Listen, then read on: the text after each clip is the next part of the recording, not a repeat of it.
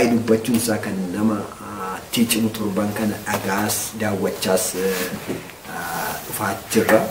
ሰው ባልሽ አይደለም gaalamuutummaa macaafa keenyaa boqonnaa torba yookiin gubbaa isa jiru dubartii akkas gaalamuutummaa kan raajii ofiin jedhee ergaa guyyaa torbatti eegsii godhu na bira jira jira. በቤቱ በሰባት ቀን ውስጥ ነው kan immoo ሰማይ fi lafa ሰው kana ringiin gara ringii irratti natu caala jira.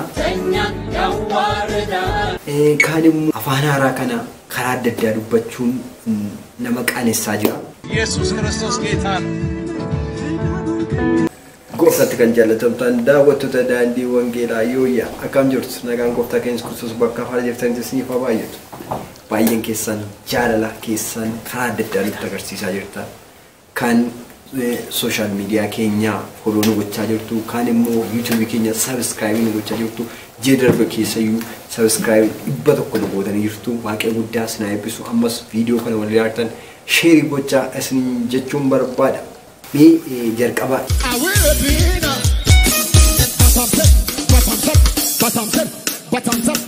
namicha kana walii wajjin dhaggeeffannee walitti deebina. Naagam titiraayo maala boyichan usta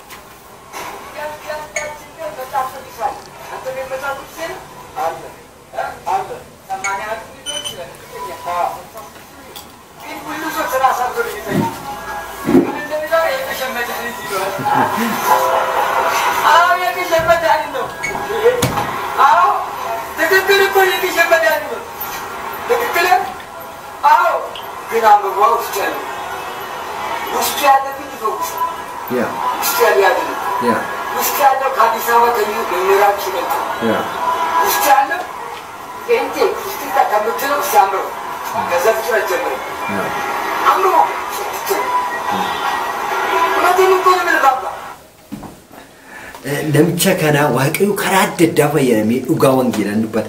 Namichi kuni dhugaa kana yeroo dubbatu baay'ee namatti tola. Bara kana keessa yoo ilaalle dhuguma baay'ee namantoota keenya wangeela keenya amma dubbisnu wangeela keenya boraatii godhannee ciisuu barbaanna. Keessumaa haadhonni ijoollee keenya wangeela amma dubbisnu akkuma namichi kun dubbate boraatii goonee yookiin mucoolii keenya mataa dura kaa'uu barbaanna. Miti ta'uu qaba akkuma namichi jedhu wangeelli dubbifamuu qaba malee wangeelli ittiin lallabamuu qaba malee boraatii ta'uu qaba wangeelli mana keenya keessa wangeelli owwaarri dhuguu qaba mana keenya keessatti akkuma namichi amma jedhe kana wangeela dubbifachuu qabna wangeelli dubbii sagalee waaqayyooti kana jechuun barbaada. Namicha kanaa ergaa guddaan nu darbee guddaa godhee isa eebbisu barumsa cimaa nu barsiise. Namichi yeroo darbee afaan haaraa ta'uu afaan maaliyaa ta'uu afaanii maaliyaa ta'uu waan ta'e dubbatee xaaraa yaabee utaalaa ture. ያገለግላትን አይጡን ጠንቀመን ጡጣ ፕራቲያ አሎዞኔ ካጫማጫ ጡጡጡጡጡጡን ጠቀማጣ ቀጪጫ ቁንጡጡጡጡጡን በጡጡጡጡጡጡጡጣ አማሞ keessa ba'ee salphina maaliiwumaa jira namichi kuni kottu waaqayyo wajjin booksii gadi sinnaa na dhoofta kan jedhu dhufe. Wanta akkasii mee dhaggeeffadhaa mee namicha kana waan jiru namichi kun. Wani ani gooftaa keenya Yesus Kiristoos wajjin waan lolaa jedhu eenyu jechuun gooftaa keenya Yesus Kiristoos eenyu isa ta'uu wal lola namichi kun waaqa sasamaa lafa uume kana lola. Maal jechuudha kun baay'ee koomediiwwan hojjete hin baasaan mee dhaggeeffadhaa.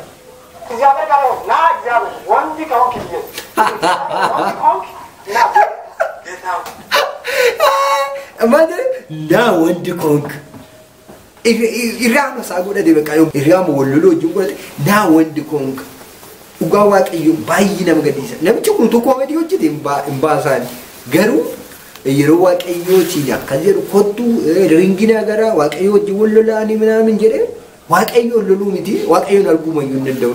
Bara yeroo tokko obboleessa keenya tokkotu wangeela na barsiisaa ture yeroo baay'ee kanarratti. Bara kanaa jedhe amantoonni yookiin kiristaanonni wal ta'anii gooftaa keenya Yesuus Kiristoos akka gooftaatti yookiin akka waaqaatti ilaalaa jirra miti akka hiriyaa yookiin akka ruummeetii tokkotti ilaalla gooftaa Yesuus Kiristoos jedhee dubbata. Kana yeroo ta'u immoo gooftaa Yesuus Kiristoosiin booda anuusin caala kan jedhu dhufaa jedhe. Bara kana dhufaa jira namichi kun kottuu gadi bu'ii walii jedhaa booksiidhaan jedha.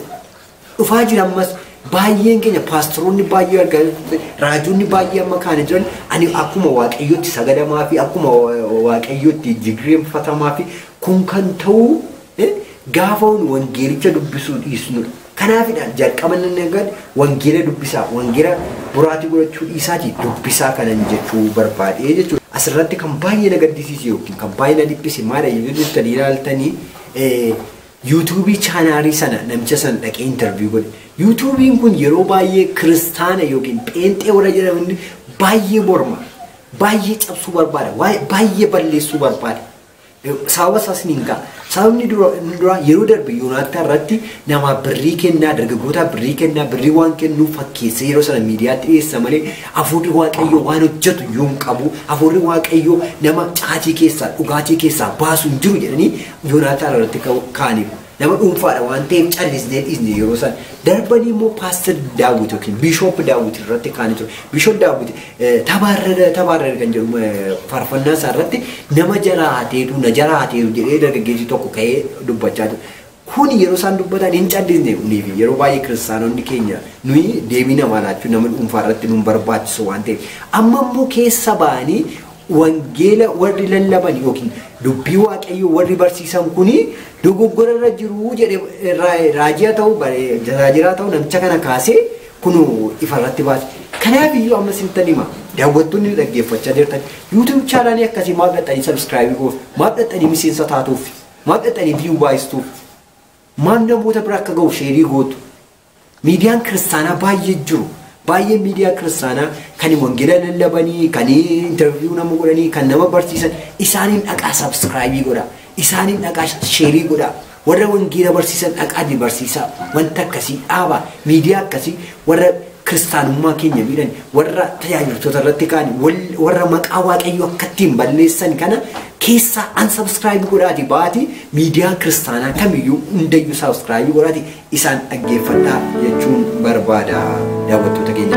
Tulitanyan yawaardan በትሑታን ጸጋ ይሰጣል በክብሩ መች ቀልቤን ያውቃል እግዚአብሔር ይማታል እግዚአብሔር ይማታል. Gara biraa immoo kan bara kana baay'ee nama rakkisaa jiru waldaa kiristaanaa keessa warra badanidha. Amantoota warra kiristaanaa keessa badan wangeela beekuu, wangeelatti guddatanii, wangeela keessa jiraatanii, wangeela kana keessa warra badanii, warra bakkee yoo akkam ta'e hin barra. Warra wangeela keessa waldaa kiristaanaa keessa ta'anii maqaa keenya nu balleessaa jiran baay'ee jiru. Tokkoffaa warroonni kun maal godhu maqaa waaqayyootiin hin daddarbu. Lammaffaa warri kun maal godhu afaan haaraa dubbanna jedhanii afaan hin beekne dubbatanii waan adda addaatti hiiku. Sadaffaa maal godhu jireenya kiristaanummaa dhiisanii jireenya gadhiisii jiraatu. Mee viidiyoo kana waliin ilaallu. Dhuguma viidiyoon kun waaqayyoon waaqeffachaa jirtiin tara kana ilaallu.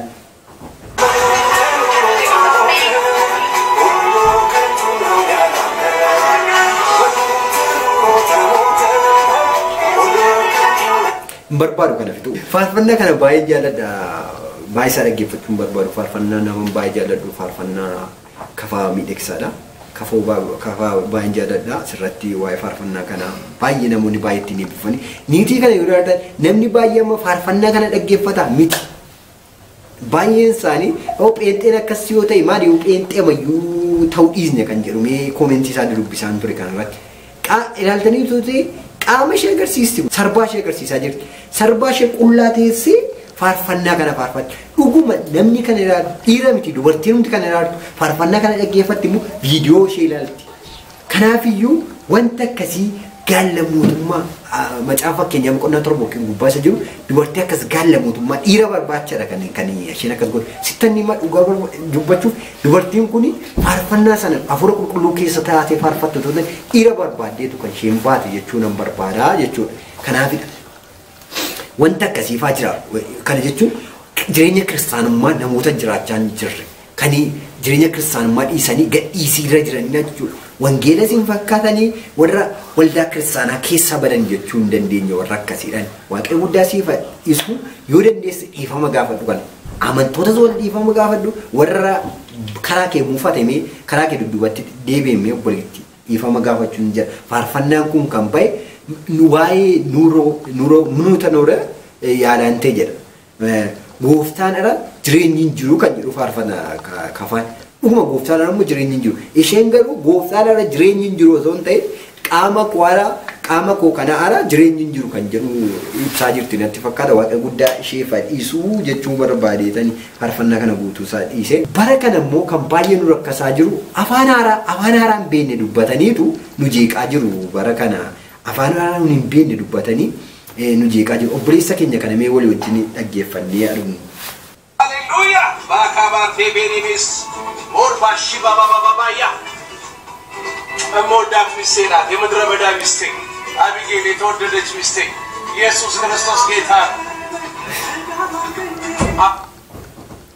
ሃሌሉያ maal jechuudha kunam seeraan qabu afaan haaraa seeraan qabu adungatu adawnaasa dhungachuu mnaamni seera qaba dhungannaan jara keenya afaan haaraa dubbachaa dhungatu jechuudha ammoo maal jechuudha indi ala manasa njisa ta yote afana ratin dange dungata inni lamaffa dunganna lamaffa saraltanitu iddoni dungati maal jechuudha kun afana ra dubbacha yeroo dhaqanii dungatan qontos buqonna afuda kopsa kudaja wanta jette ergam beenne wanta namchi kun dubbatu anin beeku dhugaa dubbachuuf ani kaafa afana ra waan dubbatu anin beeku ergam beenne ani akkamtiin ameen jedhemu durba yeroo dungadu afaanara dungachuun qaba afaanara dungadi fedha fooniin kun dabara naagaluu dide jechuun yooma namchi kun raajoo fi injera erga ta'e maaf wanta akkasii hojjeta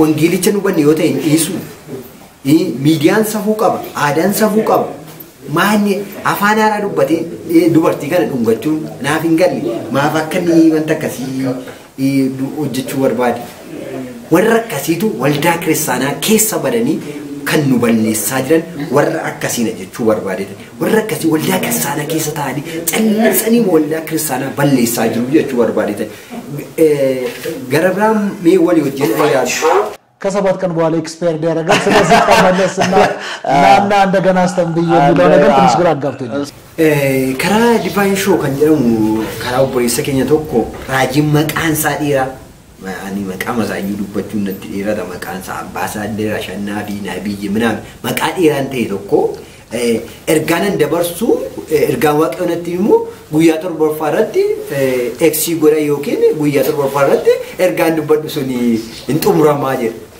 Iyo jara keenya biizinii baay'ee hojjetamaa jira waldaa kiristaanaa keessa. Namichi kun maali jecha kan meera wajjin dhaggeeffannu mee waan jedhu.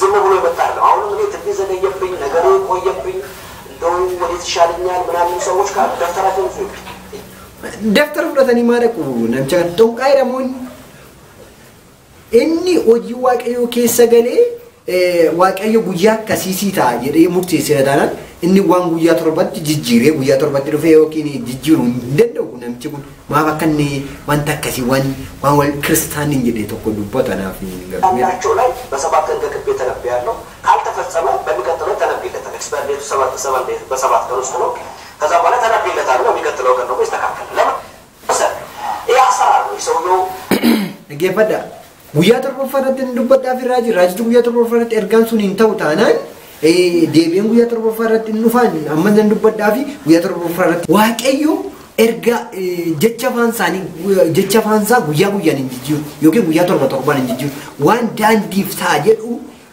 gara haadha koo keessatti beeka waan ani irra ga'u malee amma bakka ergaa irra natti waaqayyo amma jecha natti baale jechi kun daandiif hin ta'u jedhe akka namaa miti waaqayyo jara keenya namichi kun biizinesii uummachuufi har'a fakkeenyaaf Mr. X'n naqee yoo raajichi ta'uu fi borimmoo Mr. X'n deebi'ee kennaa laatu qaba akkas birrii baasu qaba biizinesii hojjetachaa jirti namichi kun malee waaqayyo afaan jecha afaan isaatii bahu guyyaa guyyaan hin jijjiiramu hin guyyoomina akkas jettanii immoo borga nama baatanii namichi kun ergaanii dubbatu guyyaa torbaffaatti ta'a jettanii immoo dhaxxanii immoo mana isaan guutina in soba sin nyaachuuf jedhetu namichi kun sirraa dhuguuf jedhee birrii keessa nyaachuuf jedhee malee waaqayyo waan arra dubbate boriin jijjiiru waaqa jijjiirus hin namannu. Ilaala Abrahaamiif Saaraaf ergaan darbee waggaa dheeraa booda Abrahaamiif Saaraa mucaa argatan. Marii waaqayyo lakki baqqaan Abrahaamiif Saaraa nama xuruura waan ta'eef nama gaariidha waan ta'eef jedhee ji'a tokkotti gadi hin bulu. Yookiin guyyaa lamatti gadi hin bulu. Yookiin guyyaa torbatti gadi hin bulu. Guyyaa waaqayyo jedhetti mucaa argatan bari. Waaqayyo ta'e hin ta'a jedhu ta'a malee guyyaa ekeleen akkasii eegsii godhaa minaan jedhu raajiin akkasii soba irraa eeggadhaa. Birrii keessa nyaachuu barbaadeetu namichi kun. Jechuu barbaade karaa biraa ammoo waaqayyo hojjechaa jira hojii isaa ammas hojjechaa jira ammas waaqayyo hojii isaa hojjechaa jira mee namicha kana immoo ilaalu haleluuyaa.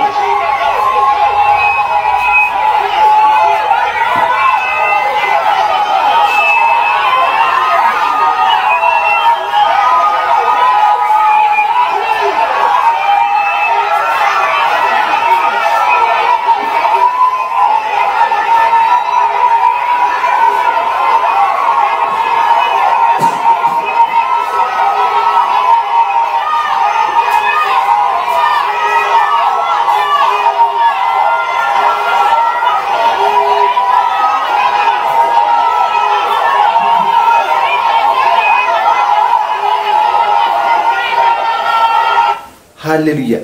Argitanii ammas waaqayyo mu karaa nama dhugaa sirriitti hojjeta. Niitiin kun harki ishee akkas kan dachee gaafa waaqayyo irratti kadhatamee fi bishaan diramuuf hin diriirii. Ammas hojii waaqayyo hin hojjetamu. Ammas raajonni dhugaa jiru. Raajonni hojii waaqayyo hojjechaa jiru. Ofiif gadi jedhanii guddummaa waaqayyo ol qaban ammas jiru. Hojii waaqayyo hojjetamaa jira. Waaqayyo hojii isaas ammas daangaa malee hin hojjeta.